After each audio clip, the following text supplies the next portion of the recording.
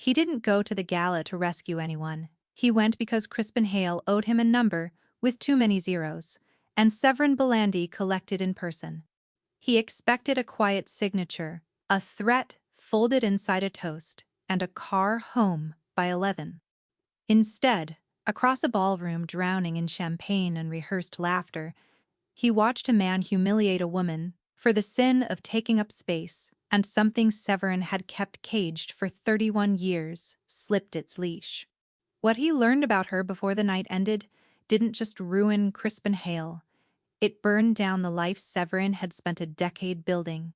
The Ashford Foundation Gala was the kind of event where people wore their cruelty like cufflinks, small, polished, easy to miss unless the light caught it right. Severin Belandi stood at the edge of the marble ballroom, with a glass of untouched Barolo in his hand, watching 400 of the city's most important liars pretend to enjoy each other. Crystal chandeliers hung from a ceiling, painted with fat, indifferent angels. A string quartet sawed politely through something baroque. Waiters drifted between the tables like schooling fish, silver trays balanced on flat palms, and every man in the room was calculating the net worth of every other man in the room while smiling as though they weren't. He hated the perfume layered over sweat, the laughter pitched too high, the way money made a sound when there was enough of it in one place, a low, humming pressure, like standing too close to a transformer. He had grown up with none of it and clawed his way into all of it, and the joke that nobody had told him was that the top of the mountain looked exactly like the bottom, only the knives were cleaner. "You're doing the thing again," said the woman beside him. Delphine Marbury wore ivory silk and diamonds that belonged in a vault, and she held herself with the effortless boredom of someone who had never once wondered where her next anything was coming from. She was by every metric the world respected, a perfect match for him. Her family controlled the freight terminals on the North River. His controlled everything that moved through them. Their fathers, hers by blood, his by the older, bloodier kind of allegiance, had been circling this arrangement for 2 years, and tonight was meant to be the soft public beginning of it. A photograph, a hand on a waist. A story the papers would write themselves. "What thing?" Severin said, not turning. "The thing where your eyes go flat, and everyone within 10 feet starts sweating." She sipped her champagne. "It's bad for business. People are supposed to like you tonight. People don't have to like me. They have to pay me." Delphine laughed low and practiced. It was a beautiful laugh. It meant nothing at all, and they both knew it, and that shared knowing was the closest thing to intimacy either of them expected from the marriage their families were assembling like a bridge across a river neither of them had chosen to cross. She didn't love him, he didn't love her. What they had was an understanding, clean, dry, and cold as a contract. And Severin had spent years telling himself that was better than the alternative. Love was a liability. Love was a loose thread that the right enemy could pull until you unraveled. He had built his entire life around having nothing anyone could take from him. He believed that completely, right up until 9:47 that evening. "There he is," Delphine murmured, tilting her head. "Your favorite person!" Crispin Hale came through the crowd the way a coin rolls across a table. Flashing, self-satisfied, certain of where it would land. He was handsome in the expensive way, the kind of face that had never been told no, and had the smoothness to prove it. His tuxedo fit like it had been sewn onto him, his teeth were architecture. He shook hands as he crossed the room, gripping elbows, leaning in to say things that made older men bark with laughter, and every gesture was a small advertisement for how thoroughly Crispin Hale believed the world had been built for his convenience. He had the particular hunger of a man who always needed to be winning against someone. Severin knew better. He knew what most of the room didn't, that the Hale fortune was a corpse wearing cologne. 3 failed developments, a shipping venture that had taken on water in every sense, and a private loan, arranged through a man who worked for a man who worked for Severin, that had been quietly rolled over 4 times because Crispin could not cover it. He owed Severin $11 million. He owed it in 9 days. And tonight, at this gala, in front of everyone he was trying to impress, Severin intended to remind him of that with 2 sentences and a smile. Because that was how you collected from a man like Crispin Hale. Not with a threat, but with the memory of one, delivered somewhere he couldn't afford to flinch. Belandi. Crispin arrived with his hand already extended and a grin that didn't reach anything behind it. You actually came. I thought galas were beneath you. Everything's beneath me, Crispin, Severin said. That's rather the point of being up here. Crispin laughed too loudly. His eyes did a quick involuntary flick, down to Severin's untouched wine, over to Delphine, back up. The arithmetic of a man trying to figure out how much trouble he was in and hide the fact that he was doing the math. We should talk, he said later. Business? We should, Severin agreed pleasantly. 9 days, something in Crispin's face tightened, just for a heartbeat, before the grin sealed back over it, like water over a dropped stone. Plenty of time, he said, and clapped Severin on the shoulder. A liberty. Severin allowed the way one allows a child to touch something breakable, watching, ready. Then Crispin turned, scanning the room for softer company, someone he could win against, because that was the only shape victory ever took for him. Renzo appeared at Severin's other side, silent as weather. He was broad and unhurried, with a boxer's ruined knuckles and the calm of a man who had stopped being afraid of most things a long time ago. He said nothing about Crispin. He never wasted words on people who didn't matter yet. Instead, he leaned in half an inch and murmured, 2 of the Marbury men are outside. Everything's quiet. You want to be gone by 11? We leave through the East Service Hall. Severin nodded. 11. A signature, a reminder, a photograph with Delphine, and out. That was the plan. It was a good plan. It was the last plan Severin Belandi would make as the man he currently was, and he didn't feel it coming at all. Not the turn, not the ruin, not the small brown-haired woman near the service doors who was about to walk into the center of his ordered armored life and detonate it without ever raising her voice. He only felt the room change, a ripple near the far tables, laughter, but the wrong kind, the ugly kind, the kind that has a target. Severin turned toward it. She had been in the room for 2 hours, and Severin was fairly certain he was the only person who had noticed her before the trouble started. Not because she was beautiful in the way the room measured beauty. Delphine was that, and so were 40 other women drifting through the crowd. Like expensive smoke, he noticed the woman near the service doors for the opposite reason. In a ballroom engineered to make everyone perform, she was the only person not performing. She simply was, quietly and completely, and, to a man who had spent his whole life reading rooms for the one thing that didn't fit, she stood out like a struck match.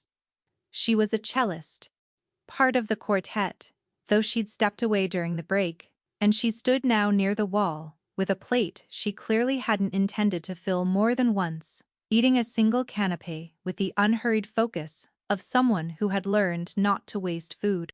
She was soft, with a room prized, sharp, full-figured, wide through the hips, a body that took up honest space in a green dress that Severin could tell, from the careful way it had been altered, was the nicest thing she owned and had been made to last several seasons past its fashion.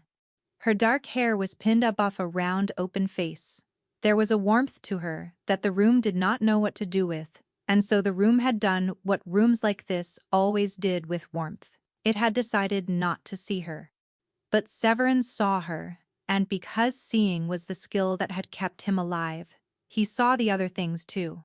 He saw the way she'd positioned herself with her back to a load-bearing column and a clear line to 2 exits, the unconscious geometry of someone who had, at some point, needed to know how to leave a room fast.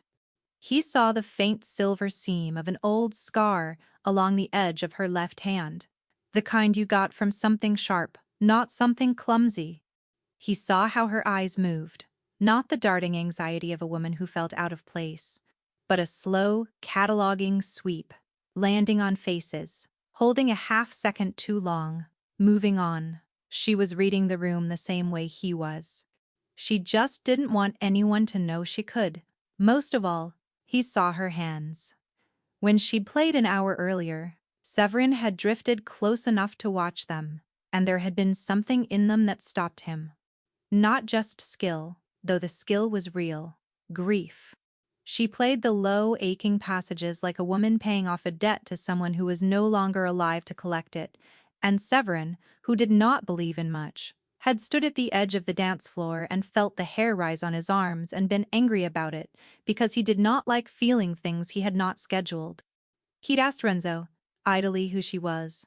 Nobody, Renzo had said, checking his phone. Hired music. Merrick, I think. Sorrel Merrick.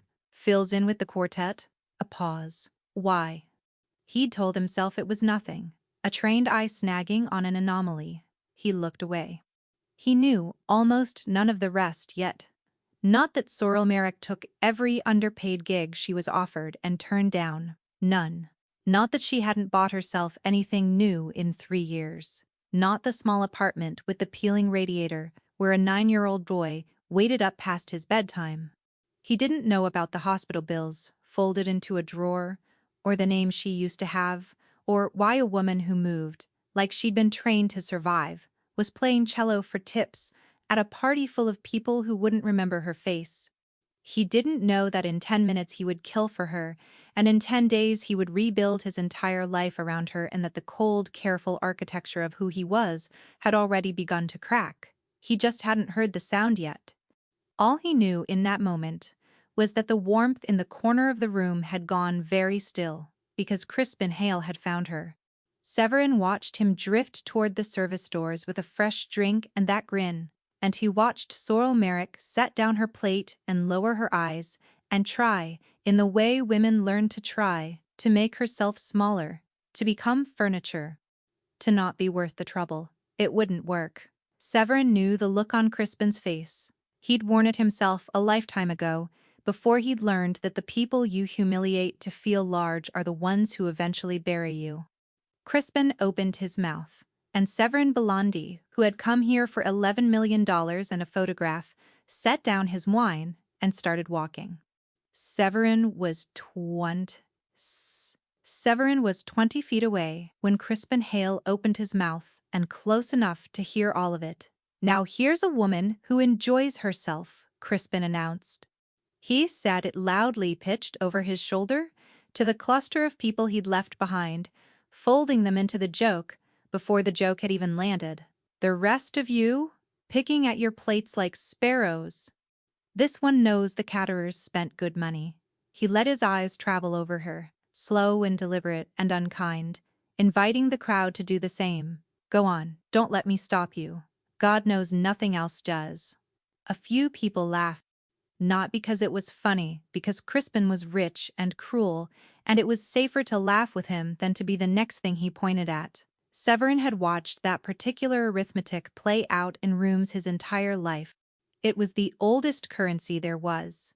You bought your own safety by spending someone else's dignity. Sorrel didn't laugh. She didn't flinch either, and Severin, still walking, closing the distance without hurry, noted the difference.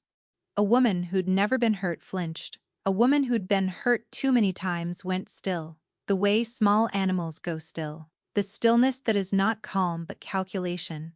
She set her plate down on the service ledge behind her, unhurried, and lifted her eyes to Crispin's face, and said nothing at all. The nothing seemed to enrage him. Men like Crispin needed the reaction. The humiliation only worked if the target performed their own shrinking. Her silence robbed him of it, and so he reached for something bigger. What are you even doing here? He went on, warming to it, playing to the crowd. The help usually stays behind the curtain. Nobody sent you an invitation, sweetheart. You don't exactly blend in with the guest list. He laughed at his own line before he finished it. Somebody find her a chair, somewhere out of the way. Now more people laughed, and something happened in Sorrel Merrick's face that Severin would think about for a long time afterward. It wasn't hurt he'd expected. It was worse than hurt. It was recognition. the specific, bone-deep weariness of a person for whom this was not an event but a weather pattern. She had been here before, she would be here again. She had a whole architecture inside her, built for absorbing exactly this. And Severin could see her step into it now, like stepping into an old coat, squaring her shoulders to take the weight, and wait for it to pass. "I'm sorry, my being here bothers you," she said. Her voice was low and even and did not shake, and it carried further than Crispin's had, because the room had gone quiet to listen. "I'll stay out of your way." "You couldn't stay out of anyone's way," Crispin said, delighted. "Someone your size, in a room like this." He didn't finish. Because Severin Belandi's hand had closed around his wrist, the one holding the glass. And Severin was not squeezing. Not yet, just holding. The way you hold a door that you have decided is not going to open. To the room it looked almost friendly. Two men, close, one hand on another's arm. But Crispin's face had gone white, because Crispin could feel what the room couldn't. That the hand around his wrist was made of something that did not care how the moment looked, and that if it decided to close, the bones inside would simply stop being bones. "Blondie," Crispin said. He tried for a laugh. It came out as air. "Crispin." Severin's voice was pleasant, conversational. It was, in fact, the most dangerous thing anyone in that ballroom had heard all night, and only 3 people present were experienced enough to know it. Renzo, drifting silently into position by the doors. Delphine, watching from across the room with her champagne frozen halfway to her lips. And Sorrel Merrick, who had gone very still again. But a different kind of still, now watching Severin, the way you watch a storm change direction and start coming toward your house. "You're going to apologize to this woman," Severin said. "And then you're going to leave. And on your way out, you're going to think very carefully about the fact that you owe me $11 million, and about how few days you have left to find it, and about the specific ways in which I decide to be patient with people. Because I decide. Crispin, I decide who gets time.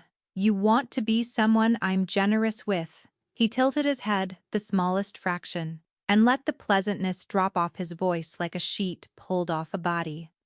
"You are doing a remarkable job of the opposite." The silence in the ballroom had become total. Even the quartet had stopped. Crispin's mouth worked. He looked at Sorrel, and for 1 second, Severin thought he might actually do it. That some survival instinct might override the poison in him and make him say the words. But Crispin Hale had never in his life apologized to someone he decided was beneath him, and the muscle it would have taken simply wasn't there. Instead, his fear curdled, the way fear does in small men, into spite. "You're going to threaten me," Crispin hissed. Low, now, just for Severin. "Over some hired musician? Do you know who my—" Severin closed his hand. He did it almost gently. But the glass in Crispin's fingers cracked. A single clean sound in the silent room, and Crispin made a noise like a kettle and went to his knees on the marble, and Severin bent with him, unhurried, keeping the grip, keeping his own face calm and close, and said something into Crispin's ear that no one else could hear. Whatever it was, Crispin Hale stopped making noise. He went the color of the marble he was kneeling on, and when Severin let go and straightened his cuffs and stepped back, Crispin did not get up right away. He knelt there, cradling his hand, staring at the floor, ruined in front of every single person whose good opinion he had spent his whole life buying. Severin turned to Sorrel Merrick. The whole room was watching now, and he did not care. And that not caring was itself a kind of announcement to everyone who knew him, because Severin Belandi never gave a room anything to remember him by. "Are you all right?" he said. Not a question, quite, softer than anything he'd said all night. And Sorrel looked up at him. This stranger, this dangerous man, who had appeared out of nowhere and broken glass in a rich man's hand for her, and instead of gratitude, instead of fear, she said the last thing he expected. "You shouldn't have done that," she said quietly. "You have no idea what you just started." Severin had heard a great many things in his life. Threats, pleas, confessions, the specific silences that came before betrayals. He had not, in a very long time, heard something that stopped him the way those 8 words did. You have no idea what you just started. Not, thank you. Not, who are you? A warning. Delivered by a woman in an altered green dress, who 10 seconds ago had been the least powerful person in the room, and who had just spoken to him like someone assessing damage, like someone who understood consequences on a scale the crowd around them couldn't see. Sorrel, Renzo said quietly, appearing at Severin's shoulder. He'd retrieved her name from somewhere. We should move. People are filming. They were. Phones had come up around the edges of the ballroom, and Severin registered the problem, with one cold, clear part of his mind, even as the rest of him refused to look away from her face. This was already a mistake. He operated in shadow. His entire architecture depended on never being the story. And here he was, the story in high definition, from 4 different angles, because a man had insulted a cellist, and something in Severin had come off its hinges. He should have felt the ice come back, the calculation. Instead, he heard himself say, "Get your coat." Sorrel's eyes narrowed. "I don't. You said I started something." Severin kept his voice level, low, and the sound that made men obey without knowing why. So finish the sentence. But not here, and not in front of 40 cameras. My car's outside. He paused, and then, because he could see her deciding whether to bolt, could see the exits she'd already mapped, he did something he never did. He softened it. You don't owe me anything, but you're frightened, and you're right to be, and I can put you somewhere frightened people can't follow. That's all I'm offering. For a long moment, she didn't move. Around them, the gala was reassembling itself, the quartet starting up again too brightly, and 400 people pretending very hard that they hadn't just watched a Hale go to his knees. Crispin had been helped up and away by someone. Delphine was cutting through the crowd toward Severin, with a look on her face like a gathering front. And Sorrel Merrick looked at the exits one more time, and then looked back at Severin, and Severin understood that she was not choosing him. She was choosing the least dangerous of several bad options, and she had just decided he was it, and somehow that landed harder than gratitude would have. My cello, she said. I'm not leaving without my cello. It's the only thing I have that's worth anything. Renzo. On it, Renzo said, and was gone. Delphine reached them first. Severin. She said his name like a leash. A word. Now, not now. You broke Crispin Hale's hand in front of the entire board of the Ashford Foundation. Her voice was silk, stretched over steel. Do you understand what you've done? My father is here. The photographs were supposed to be. She stopped, and her eyes moved to Sorrel, and did a slow, cold, dismissive inventory that Severin had seen 100 rooms perform tonight, and had somehow only just now started to hate. For this? You've thrown 2 years of arrangement away for the musician. Careful, Severin said. The word came out so quietly that Delphine actually stopped talking. She looked at him, really looked the way she rarely bothered to. And whatever she saw made her draw back half a step. Ta. Because Severin Belandi had never once, in the entire 2 years of their careful, transactional, almost marriage, told her to be careful about anything. He'd never cared enough to. We'll talk tomorrow, he said.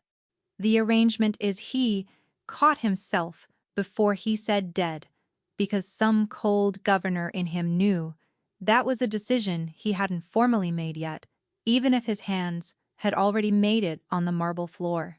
The arrangement can wait. Delphine's beautiful face closed like a door. No, she said, I don't think it can. And she turned and walked away, and Severin knew, with the part of him that never stopped calculating, that he had just made an enemy of the North River freight terminals, and everyone the Marburys answered to, and that the cost of the next hour was going to be measured in something much larger than $11 million. He found he didn't care. That more than anything frightened him. Renzo returned with the cello case slung across his back like a rifle. Sorrel took it from him with both arms, cradling it, and something in the way she held it, like it was a person, like it was the last person, told Severin more about her than an hour of questions would have. East Service Hall, Renzo said. Cars waiting. We're clear for 90 seconds. Then the valet line jams. Severin put his hand at the small of Sorrel's back. Not gripping, just there, just steering, and felt her go rigid at the touch, and eased off at once. This way, he said. They moved through the service door, as the ballroom swallowed the moment behind them, and out into a concrete corridor that smelled of bleach and kitchen steam. And Sorrel walked fast. Her cello clutched to her chest and she said without looking at him, "His father isn't the problem. Crispin's father is nothing. You need to understand that before we get in that car." She stopped at the door to the loading dock, one hand flat against it, and turned to face him at last, and her eyes were not the eyes of a frightened cellist anymore. They were steady, and grim, and frighteningly informed. "The man Crispin answers to the one he was really trying to impress tonight. You just humiliated his investment in front of the entire city." She pushed the door open, onto the wet dark. "And I know exactly who he is. Because 11 years ago, he's the reason I had to disappear. The car was warm, and dark, and smelled of leather, and rain-damp wool, and for the first mile, nobody spoke." Severin sat across from her watching. Renzo drove.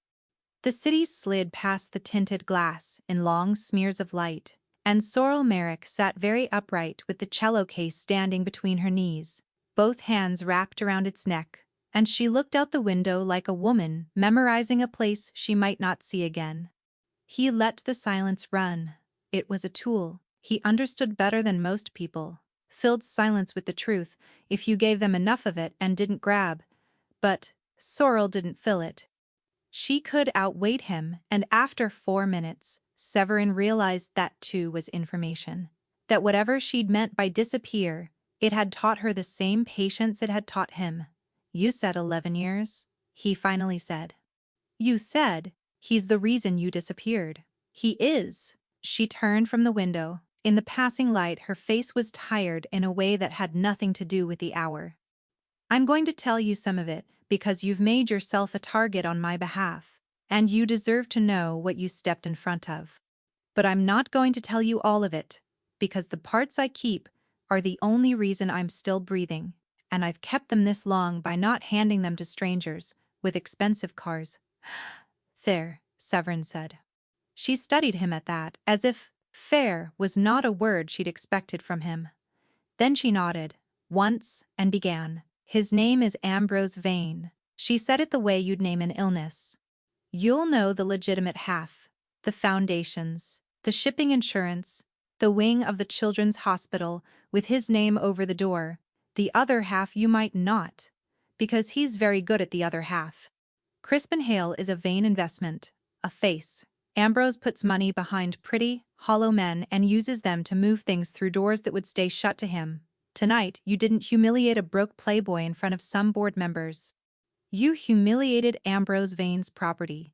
In front of everyone Ambrose is trying to look respectable for." She let that sit. "He will not let that stand.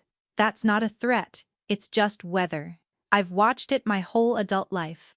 Severin absorbed this without expression, though a great many things were rearranging themselves behind his eyes. He knew the name Ambrose Vane. Everyone at the top did. He had never done business with the man, and had gone to some quiet trouble to keep it that way, because Vane had a reputation, even among people, who did what Severin did, as someone who broke his toys and salted the ground. If Crispin was a Vane asset, then the $11 million debt had never really been Crispin's at all. It had been a leash, held from a distance, and Severin had just yanked the other end of it in a room full of witnesses. "And you?" he said. "How does a cellist know the private half of Ambrose Vane?" Sorrel was quiet for a moment. Her thumb moved along a worn place on the neck of the cello case, an old habit. "I wasn't always a cellist," she said. I am. It's the only thing that was ever really mine. But 11 years ago, I had a different name and a job I was very good at, and it put me close to people like Vane. Closer than close. I saw things, I wrote things down, because that was my job. I was the one who kept it all straight, who knew where everything was, and everyone was, and what it all cost. A thin, humorless smile. Men like Vane never see the person holding the records. We're furniture. We're the help. You noticed that yourself tonight, didn't you, when Crispin looked at me? Nobody watches the quiet one in the corner. It's the safest place in the world to stand, right up until it isn't. What happened? I saw something I couldn't unsee, and I made a choice most people in my position don't survive making. Her jaw tightened. I took what I knew and I ran. I burned my name to the ground. I've been small and poor and forgettable for 11 years on purpose, Mr. Belandi, because small and poor and forgettable is the only thing Ambrose Vane's people. A dead woman who plays cello for tips isn't worth the airfare. She looked at him levelly. And then tonight, a man I've never met broke a glass in Crispin Hale's hand over me in front of 400 people and a dozen cameras. So you'll forgive me if my first words to you weren't, "Thank you, you didn't rescue me tonight, you just told the one man. I've spent 11 years hiding from exactly where to find me." The car went quiet again. Severin looked at her, at the altered dress, the cheap, careful pins in her hair, the way she held the one beautiful thing she owned like a shield, and he understood, finally, what had snagged him across the ballroom. He didn't have much of that, and never had. It was recognition. He had spent his own life making himself into something that couldn't be taken from building walls out of money and fear, and here was a woman who had done the opposite, who had survived by making herself into nothing, by choosing to be unseen. And both of them, he realized, had ended up in the exact same prison, just entered through different doors. "There's a boy," he said. It wasn't a guess. Renzo had murmured it to him at the loading dock, one line pulled from somewhere in the 90 seconds they'd had. "She's got a kid at home, no father on record. You didn't run just for yourself." Sorrel's whole body changed. The composure she'd worn like armor all night cracked straight down the middle, and for one unguarded second, Severin saw the thing underneath it. Not a survivor, not a witness, but a woman, with something to lose, which is the most dangerous and most human thing a person can be. "Don't," she said, very quietly. "Whatever you're about to become to me, don't.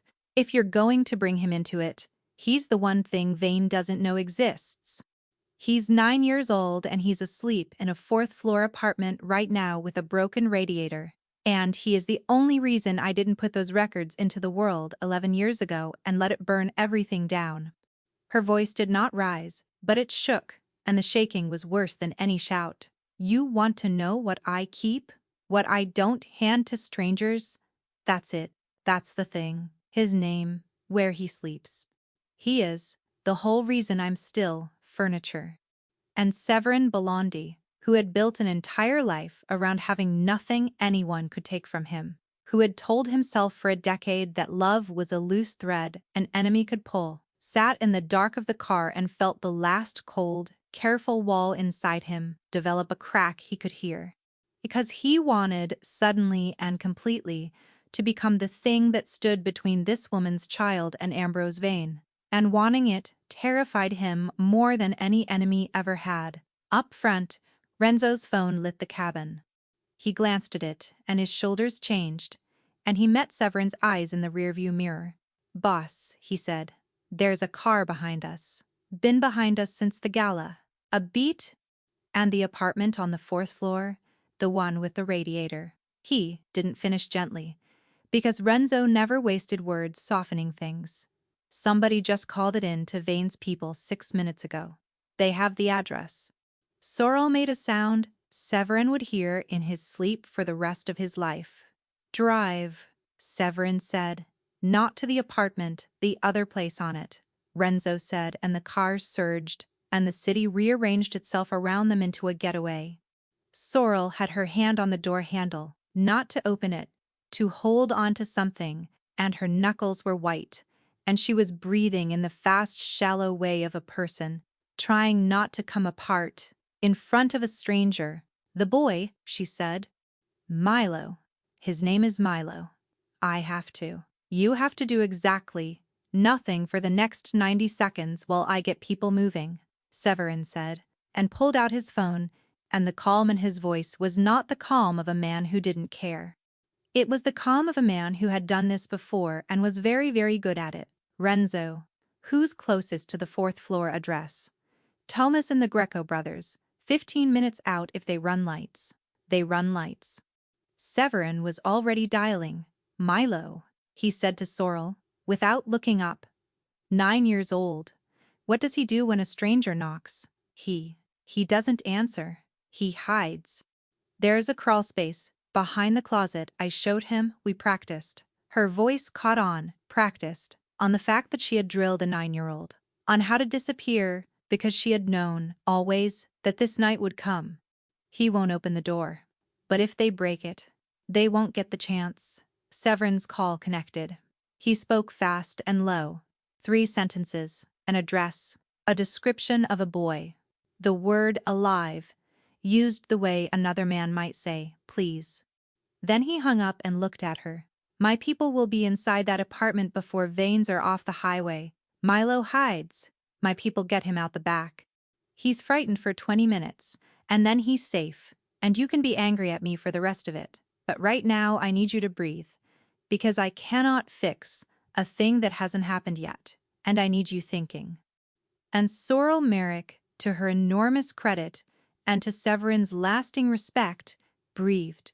She closed her eyes, and her shoulders dropped an inch, and when she opened them again, the frightened mother had folded herself back down under the survivor, and the survivor looked at Severin and said, "You want to know what I know.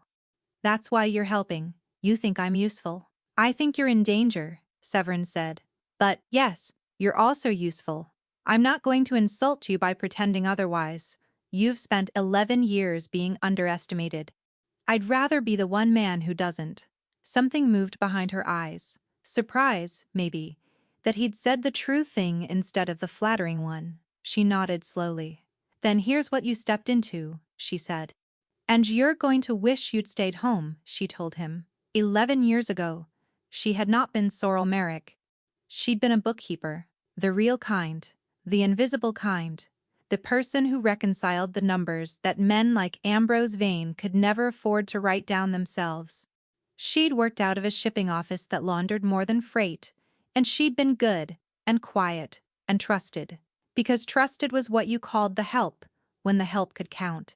For 4 years, she'd kept 2 sets of books, the one the world saw and the real one, the one that tracked where the bodies were buried, financially and, twice, literally, she hadn't planned to keep the real one. But she'd learned young that the only insurance a nobody ever gets is knowing where the powerful hid their sins, and so she'd copied everything, quietly, for 4 years, into a ledger only she could read. And then one night she'd reconcile the number that didn't reconcile, and followed it and found out what Ambrose Vane did to the people who became inconvenient, and found out that a man she'd worked beside for 2 years, a man with a family, had become inconvenient the week before and was now a rounding error she was being asked to smooth over. "I could have smoothed it," she said. Her voice was flat, scoured clean of everything but fact. "That was my job. Make the number make sense. I'd done worse and told myself it wasn't me doing it, but I was pregnant." She said it plainly, this time. No cover, no correction. The truth handed over at last, and the handing over cost her something visible. "I'd told everyone at the office it was my sister's. Easier. Safer. A woman with a child is a woman with a weakness. And I'd learned never to show Vane a weakness. But he was mine. And I looked at that number, at what it meant, and I thought about bringing my son into a world where I was the woman who made that number make sense, and I couldn't. So you took the ledger and ran." "I took the ledger and ran." She almost smiled. "I made copies. I put them somewhere Vane can't reach and can't destroy, with instructions. If I die, if I disappear, if I go quiet for more than a set number of days. Federal, foreign, and 2 newspapers who hate him. I can also throw the switch myself, on command, from anywhere, if it ever comes to that. That's my insurance. That's why I'm alive. Ambrose Vane has spent 11 years knowing that somewhere out in the world is a dead woman who can bury him, and not being able to find her because she made herself too small to chase. She spread her hands. It worked. For 11 years it worked. I played cello. I raised my boy as my sister's. Kept the story even from him, God help me, because a secret a child doesn't know is a secret a child can't accidentally tell. Milo doesn't exist on any record Vane can pull, and every single day I stayed small was a day he stayed safe. And tonight, Severin said quietly, I made you visible. You made me visible. No accusation in it now, just exhaustion. The cameras. Your name.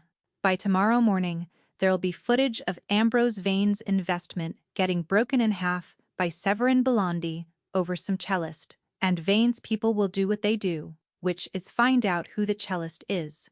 And the second they pull the thread, the second anyone runs my face, it starts to unravel. The name, the old name, 11 years ago. And then he'll know his dead woman isn't dead. She looked at him. You didn't defend me tonight, mister. Belandi. You woke him up. The car was silent except for the tires on wet road. Renzo's eyes flicked to the mirror. The tail car had dropped back, but it was still there, a patient pair of headlights, 3 cars deep. Severin sat, very still, and understood. All at once, several things. He understood that he had not stumbled into a story about a bullied cellist. He had walked into the 11-year Cold War between Ambrose Vane and the one person alive who could end him, and he had, in one unguarded moment on a marble floor, kicked the board over. He understood that Sorrel Merrick was not a woman he needed to protect so much as a weapon of extraordinary power who had chosen, for a decade, not to fire, out of love for a child. And he understood, with a clarity that made his chest hurt, that he had been given a choice most men in his position never got. He could walk away, hand her enough money to vanish again, and let her go back to being invisible. Or he could pick up the other end of the leash he'd already grabbed and use everything he was, every gun, every dollar, every frightening thing he built, to make sure Ambrose Vane never touched her or the boy again. The old Severin would have paid her to disappear. The old Severin had spent a lifetime learning that the only safe thing to love was nothing. His phone buzzed. He looked at it, read it twice, and something in his face changed so completely that Sorrel stopped breathing. Thomas is inside the apartment, Severin said. He turned the phone so she could see the photo.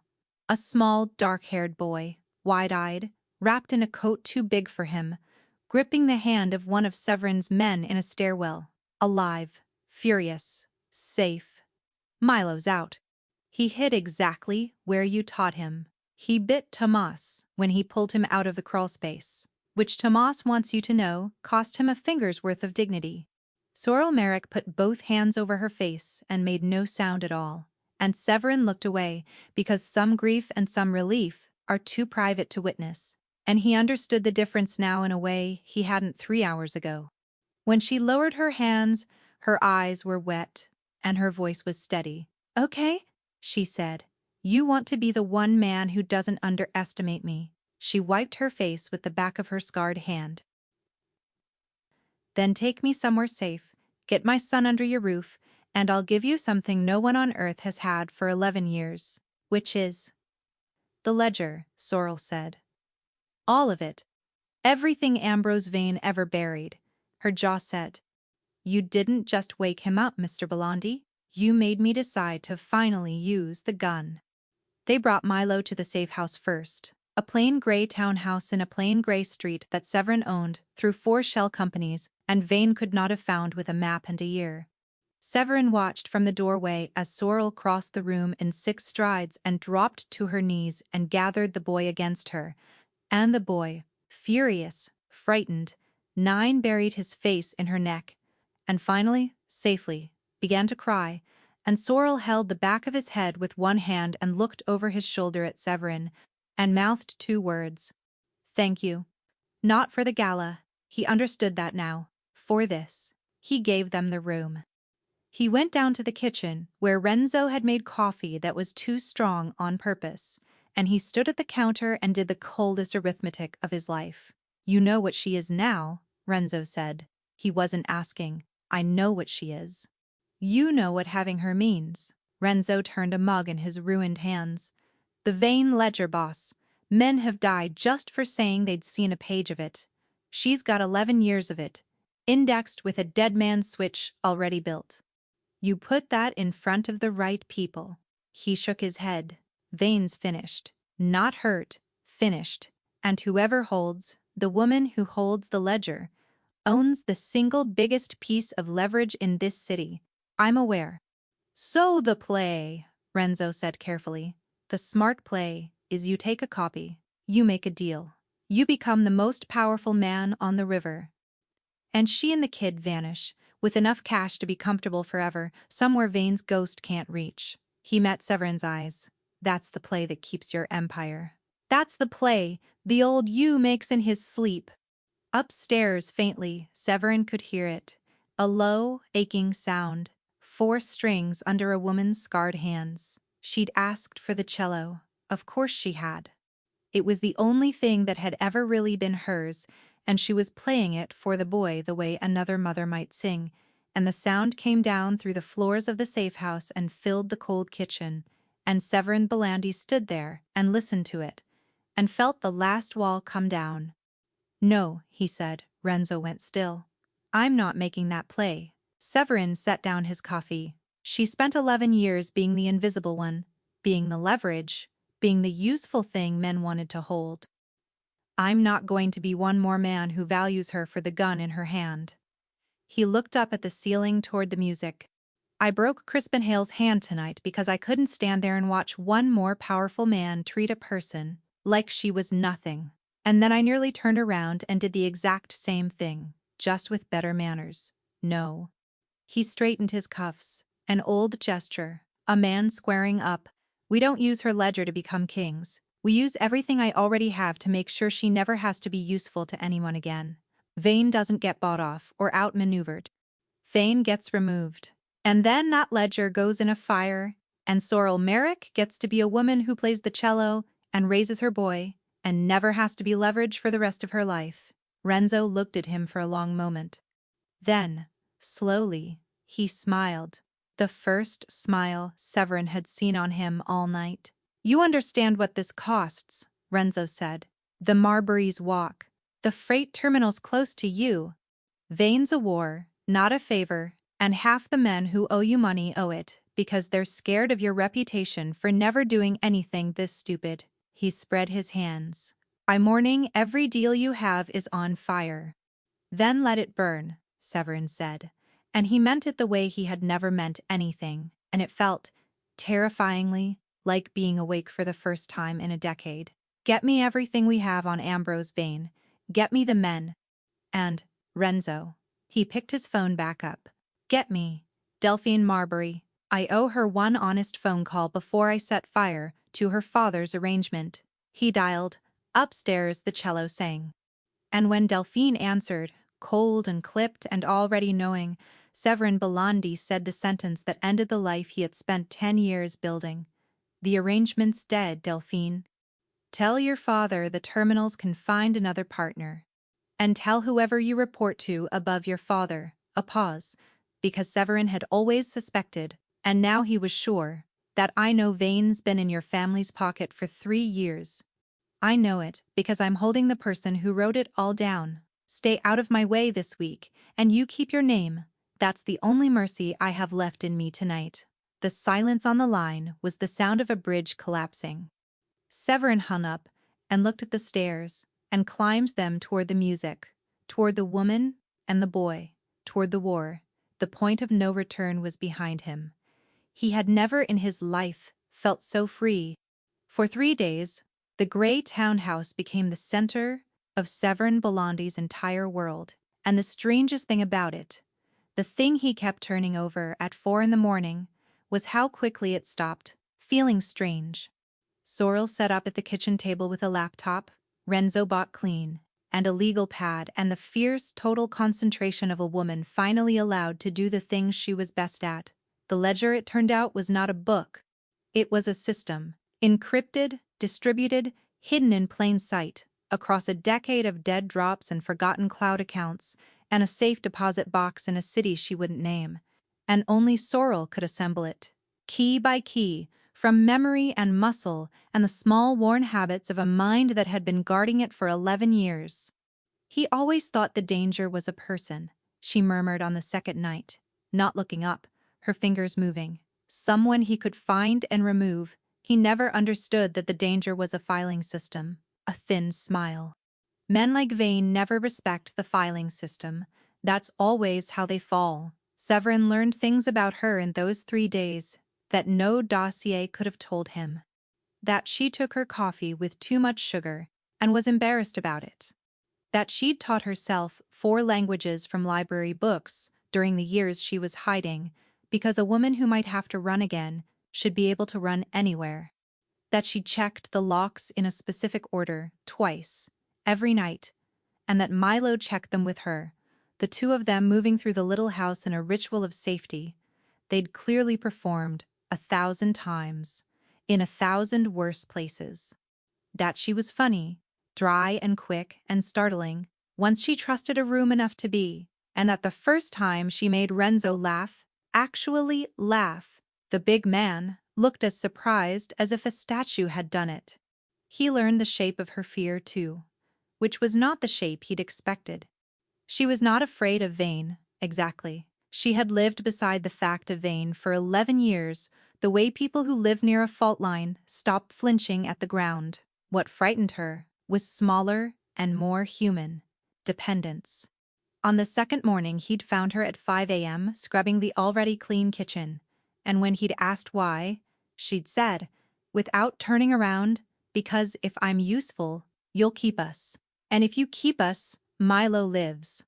That's the whole math, Severin. It's always been the whole math. And he'd stood in the doorway and understood that she had spent her entire adult life converting herself into a service so that the people who held her would have a reason not to let go, and that the cruelest thing he could do to a woman like that was let her keep believing love had to be earned by the hour. So he'd taken the sponge out of her hand and said, "The kitchen's clean. You're not staff here.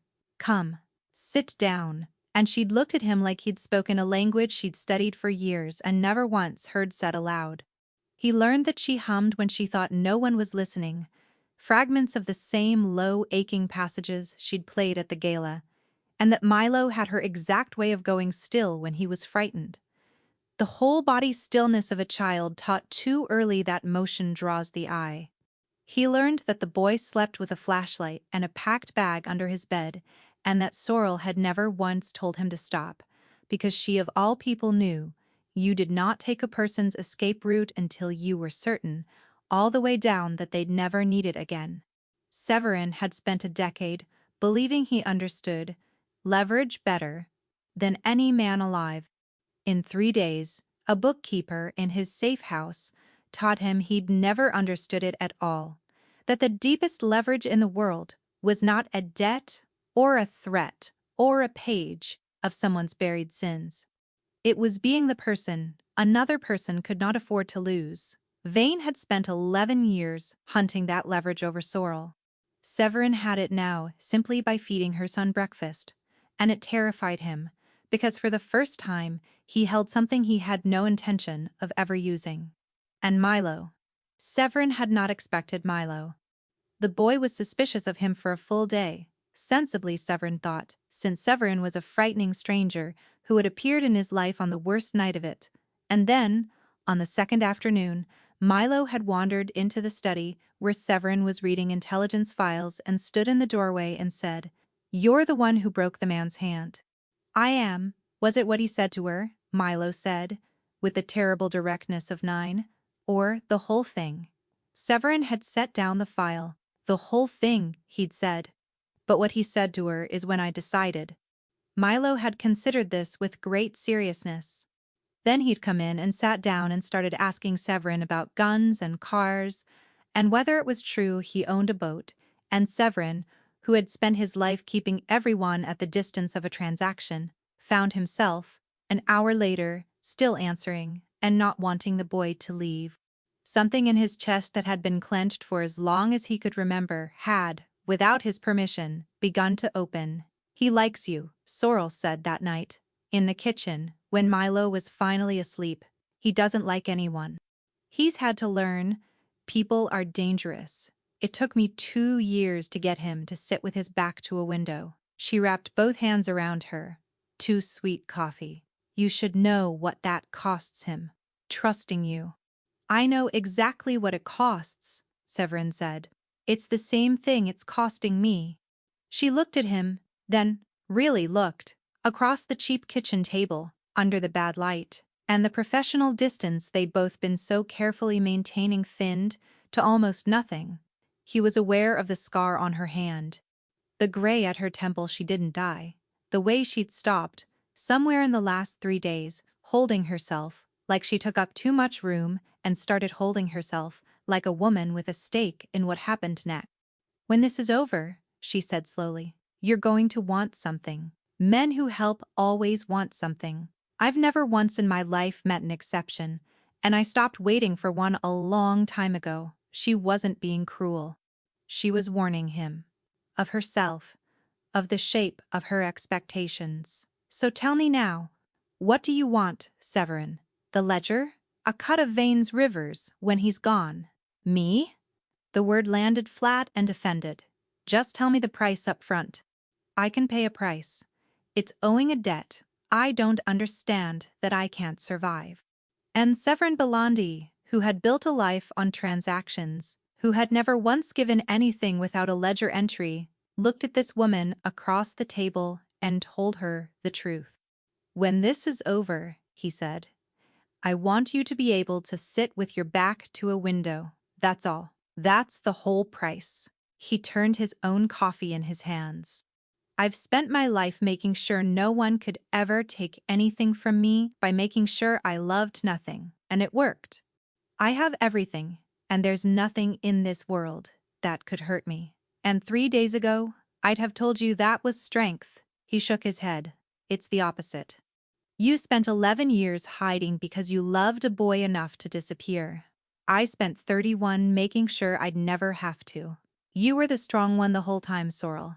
I just had better tailoring." He met her eyes. "I don't want the ledger. I want to burn it. I don't want a cut of Vane's Rivers. I want him gone. So you never have to keep 2 sets of books again. And I don't want you as a price, a breath. I'd like, when this is finished, to earn you as a choice. But that's yours. That's the one thing in this whole war that isn't mine to take." The kitchen was very quiet. Somewhere a pipe ticked. Sorrel Merrick sat across from him with her scarred hands around a cheap mug, and her eyes bright, and for a long moment she didn't say anything at all. Then she reached across the table, and very deliberately turned her chair so that her back was to the window. "There," she said, and her voice only shook a little. "I'm practicing." Renzo came through the door before Severin could answer, phone in hand, and the look on his face changed the temperature of the room. "Vane found the safe deposit box," he said, "the one in the city she wouldn't name. He got there an hour ago, a beat. It's empty, boss. She'd already moved it. But he knows now, knows for certain the woman's alive and the ledger's real and someone's helping her. And he knows one more thing." Renzo's jaw worked. "He found out about the boy. There's no father on record, but a man that thorough doesn't need a record. He knows Milo exists. And he just put a number on him, a bounty, to anyone who brings the kid in alive." He looked at Sorrel. "He's not coming for you anymore. He's coming for your son tonight." Sorrel Merrick stood up so fast her chair fell over, and Severin Belandi felt the last cold thing inside him turn. Finally, all the way to fire. Ambrose Vane liked to do his real business from a glass office on the top floor of a building he'd named after his mother. 40 stories above the river he'd bled dry, Because he believed, the way all men like him eventually came to believe, that height was the same thing as safety. Severin let him keep believing it until 3 a.m. The bounty on Milo had changed the math, and everyone in the safe house knew it. A man like Vane, once he'd put a number on a child, did not unput it. The number would sit out in the world like bait in water, and every desperate freelancer and bought cop and hungry rival would keep pulling threads until one of them found the gray townhouse. Sorrel had understood it before Severin finished the sentence. "We don't have a week," she'd said. "We don't have 3 days. The moment he priced my son, the clock stopped being mine." She'd looked at the map she'd built on the kitchen table, at 11 years of a man's secrets rendered into ingress points and shift rotations. So we don't wait for a better night. There isn't one. We go tonight, while he still thinks he's hunting and doesn't know he's already been caught. Severin had watched her say it. This woman who 3 days ago had made herself smaller to survive a party, and understood that the invisibility had never been who she was. It had been armor, and she had just taken it off, on purpose, in his kitchen, and picked up the gun she'd refused to fire for 11 years, because they had finally threatened the one thing she'd built the whole disappearance to protect. The plan was Sorrel's as much as his. She knew Vane's habits, his people, the 3 men he actually trusted and the 40 he didn't. She knew which private elevator bypassed the lobby, and which guard could be bought and which couldn't, and would therefore need to be handled another way. She built the approach on the kitchen table with the same flat, brilliant focus she'd brought to the ledger, and Severin watched her do it and thought, 11 years. He hunted a bookkeeper for 11 years, and never once understood that the bookkeeper was the most dangerous person he'd ever met.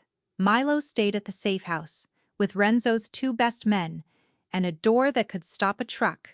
Sorrel had crouched in front of him before they left and made him repeat the drill: hide, don't answer, wait for the word, and Milo had said the word back to her, solemn and scared, and then he'd look past his mother at Severin and said, "Bring her back." And Severin had said, "I will." And it was the first promise in a decade he had made without calculating the odds. There had been an argument, before they left, about whether she came at all. "You stay with Milo," Severin had said, and meant it, because the thought of her in that building put a cold hand around his throat. "I have the ledger's map. I have your notes. I don't need you on the floor." "You need me on the floor precisely because you think you don't," Sorrel had answered, calm as a closed ledger. "You have my map. You don't have my instinct. If a code's been changed, if a guard's been swapped, if Vane's done one single thing differently in the last 11 years, you won't know until it's already gone wrong. And I will, because I spent 4 years learning the exact rhythm of how that man protects himself. You want the one person alive who can read Ambrose Vane in real time. That's me. It was always me." She'd held his eyes. "And I have earned the right to be in the room when it ends. Don't take that from me to keep me safe. I've had enough men decide what I'm allowed to survive." He hadn't had an answer to that. There wasn't one. So he'd nodded and handed her a vest, and she'd put it on over the black button-down, like she'd done it before, because of course she had. They took Vane's building floor by floor, quiet as rising water. Severin's men moved the way Sorrel's blueprint told them to. Through the blind spots, past the bot guard, up the private elevator whose code she'd pulled from 11-year-old memory and prayed hadn't changed. Twice she stopped them with a raised hand at things the map didn't show. A new camera on the service landing, a guard rotation shifted by 20 minutes, and rerouted them in a whisper, and each time Severin watched his men adjust to a woman none of them had met a week ago as though she'd commanded them for years. She had the thing you could not teach. She was never the loudest person in a crisis, and she was always, quietly, the most right. It hadn't changed. The elevator code, the blind spots, the arrogance. Vane was arrogant about the things that had always worked. That, in the end, was the whole shape of him. They came out on the 40th floor into a dark glass office, with the whole grieving city spread out below it, and Ambrose Vane was standing at the window with a drink in his hand, and he did not turn around because he had heard the elevator and assumed it was his own people bringing him good news. "Tell me you have the boy," he said to the glass. "No one has the boy," Severin said. "No one is ever going to have the boy." Ambrose Vane turned around. He was older than his photographs, thinner, with the papery elegance of a man who had spent his whole life being feared and had come to mistake it for being loved. His eyes moved over Severin, over the men behind him, and then, as the last figure stepped out of the elevator shadow into the city light, over Sorrel Merrick, and Severin watched 11 years fall on the man all at once, watched him understand, watched the drink stop halfway to his mouth. "You," Thane breathed. "Me," Sorrel agreed. "You're dead. I spent—" He stopped, recalibrated the way survivors do, his face smoothed. "You've been dead for 11 years. Do you know what it cost me, wondering? Do you know how much money I spent on a ghost?" And then, unbelievably, he laughed. A dry, delighted, poisonous sound. "Oh, this is good. You've been under a rock this whole time, and now you've crawled out of it? For?" His eyes cut to Severin. "For him. You threw away the only thing keeping you alive. Your invisibility. For a gangster in a nice suit who broke a boy's toy at a party?" He shook his head, pitying. "I'd have left you alone forever, you stupid woman. You were safe. All you had to do was stay unseen." "I know," Sorrel said quietly. "That's what I couldn't live with anymore." And she set a slim black drive down on Ambrose Vane's desk, and the sound it made against the glass was very small, and it was the loudest thing in the room. "That's a copy," she said. "One of many. The others went out 40 minutes ago. Federal, Foreign, the two papers that hate you most, and a fifth place you'll never guess and can never buy. The Dead Man Switch you spent 11 years.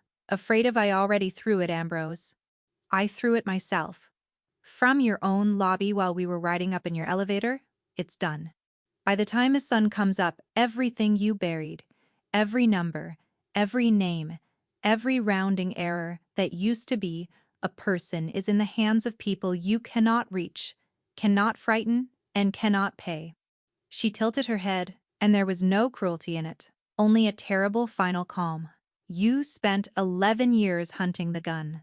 You never once realized I'd already loaded it. Tonight was just me coming to watch you find out it was pointed at you the whole time." Ambrose Vane's face came apart. He lunged, not at her, at the drive, as if grabbing the copy could unmake the truth, and Severin's men moved, and Vane's own arrogance had left him with only 2 men on this floor, because he'd never believed anyone could get this high, and it was over almost before it began. It was not a slaughter. Severin had promised her it wouldn't be, in front of the boy, and he kept his promises now. Vane's men were disarmed and put on the floor. Vane himself was pressed into his own expensive chair, breathing hard, staring at the drive, at the ruin, at the 11 years of certainty, dissolving in real time. "You're going to prison," Severin told him almost gently. "Not because I killed you. Killing you would have made you a story.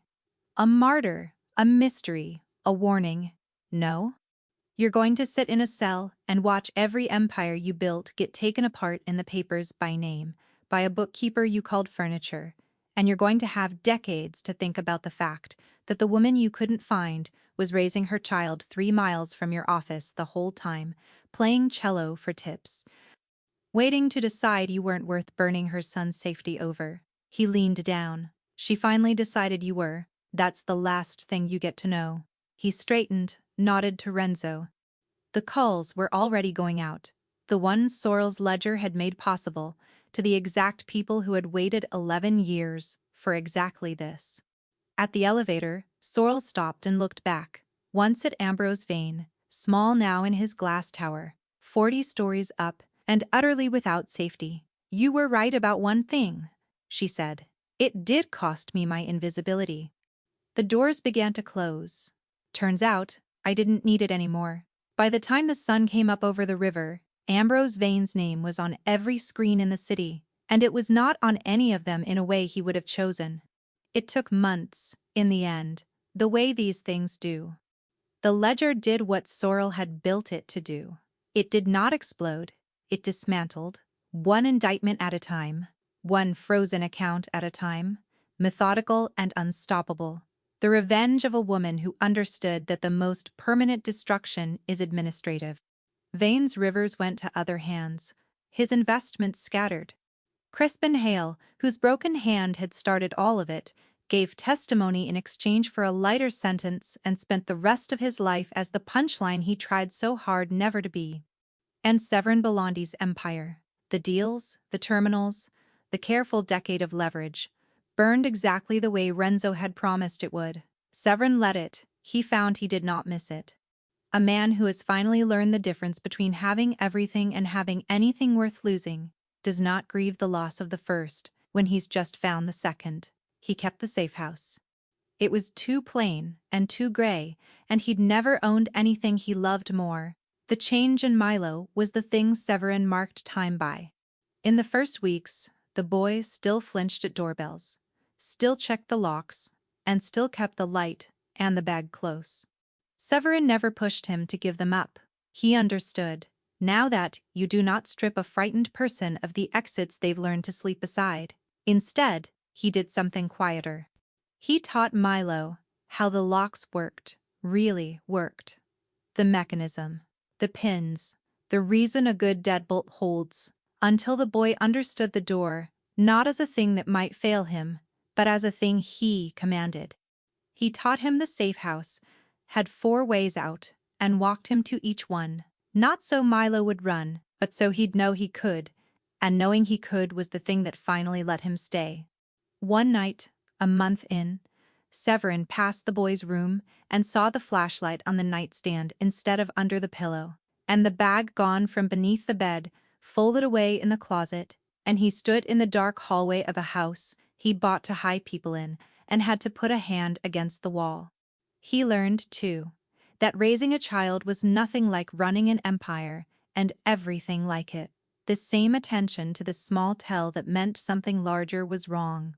The same patience, the same understanding that trust was built in increments and destroyed in an instant. He was good at it, to his own astonishment.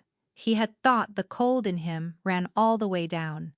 It turned out, the cold had only ever been a wall, and behind the wall was a man who wanted, more than he had ever wanted, power, to be the reason a 9-year-old slept with the light on the nightstand instead of under the pillow. There was one conversation, somewhere in those months, that mattered more than all the indictments.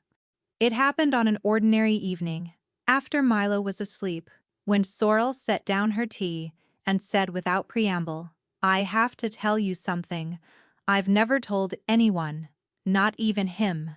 And she told him what she'd told him once already, in the dark of a moving car, and then buried again under a safer story, that Milo was not her sister's son, that there had never been a sister, that the boy asleep upstairs was hers born in hiding, raised under a lie, built to keep him off every record a man like Vane could pull. "I kept the story so long I almost believed it," she said, and her voice broke on it at last. 11 years of it. "He's mine, Severin. He's always been mine. I just couldn't afford for anyone to know how much I had to lose." And Severin had taken her scarred hand and said the only thing that fit, which was, "Then we make sure he never has to be a secret again." And it was, he understood, the truest vow he'd ever made, truer than any he'd have said at an altar to Delphine Marbury. The night the last of it settled, the night the final account froze, and the war was at long last simply over, Severin came home to find Milo asleep on the couch with a book on his chest, and Sorrel in the kitchen, and the cello leaning in the corner where it lived now, and the whole small house warm with the ordinary, staggering safety of people who no longer had to run. "He waited up for you," Sorrel said, "as long as he could." She was making tea. Her back was to the window. She did that on purpose now, every day, a private ceremony, and every day it got a little less like practice, and a little more like peace. He wants you to teach him to drive. He's 9. I told him ask again in 7 years. I could start him on the boat, Severin offered. Water's more forgiving. She laughed, the real one, the dry, quick, startling one, and Severin thought, as he had thought 100 times in the last months, that he would burn 100 empires to keep being the man she laughed at like that. She looked at him across the kitchen, where the whole war had been planned and won, and then she said, carefully, the way she said things that mattered, "You told me you didn't want me as a price, that you wanted to earn me as a choice." Her scarred hand rested flat on the counter. "I've been thinking about that for 6 months.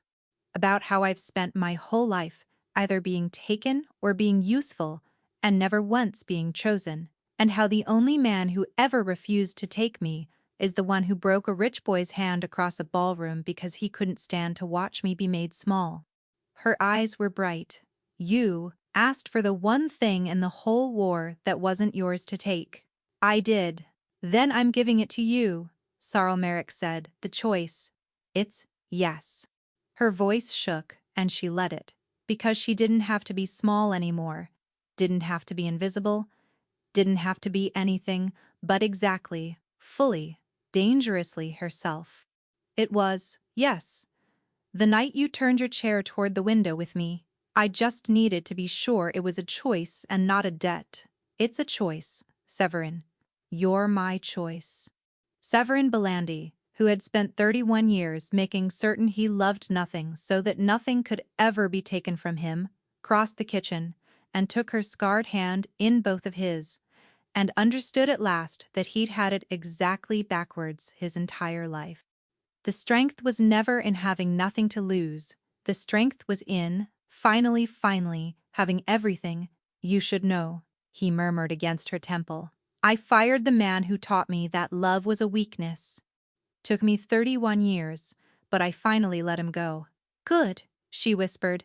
"He was terrible at his job." On the couch, Milo slept the sleep of a boy who has forgotten how to be afraid, his book rising and falling on his chest. In a warm gray house with the doors locked in the right order, and the woman who saved him and the man who chose them, both standing in the kitchen at last unhurried, with their backs to the window and nothing left in the world to run from. And that is what happens when a powerful man learns that the person everyone overlooks was the strongest one in the room the entire time. If this story moved you, if you felt Severin's cold walls come down the moment he decided Sorrel Merrick would never be made small, again, do me one favor. Somewhere in your life there's an overlooked person, the quiet one in the corner, the one who takes up space and apologizes for it, the one everybody looks past. Go see them today. Because the whole point of this story is that the people the world refuses to look at are so often the strongest, bravest, most extraordinary people in the entire room. If you loved this dark redemptive journey, the mockery, the reckoning, the slow thaw of a frozen man, smash that like button, subscribe for more grounded stories, where the overlooked ones hold all the power, and tell me down in the comments, what was the exact moment you knew Severin had fallen for her? Was it the broken glass, the chair turned toward the window, or the promise he made to a 9-year-old boy? I read every comment. I'll see you in the next one.